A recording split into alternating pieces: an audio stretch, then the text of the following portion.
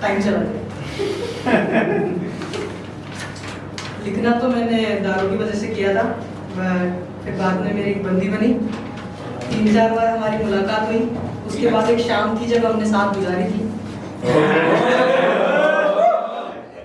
कोशिश की कि मैं आपको उस शाम का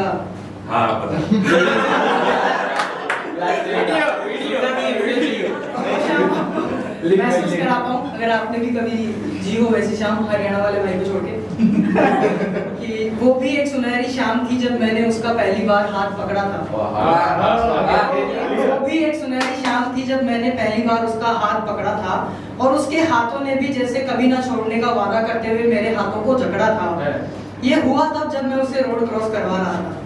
ये हुआ तब जब मैं उसे रोड क्रॉस करवा रहा था।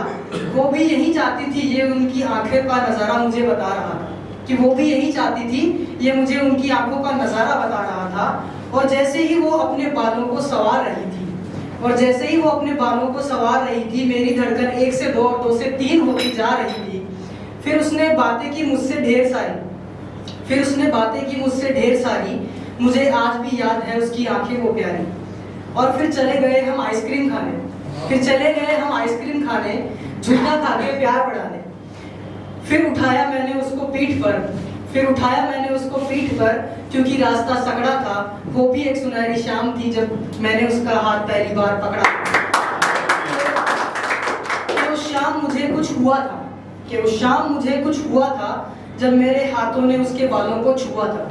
कि उस शाम मुझे कुछ हुआ था जब मेरे हाथों ने उसके बालों को छुआ था। जब देखने लगा मैं उसकी आंखों में, खुद को सौंप दिया यूं ही उनकी बाहों में। जब देखने लगा मैं उनकी आंखों में, खुद को सौंप दिया मैंने उनकी बाहों में। उस समय मैं न जाने कहीं खोया था, क्योंकि पहली बार उनकी गोद में सोया था।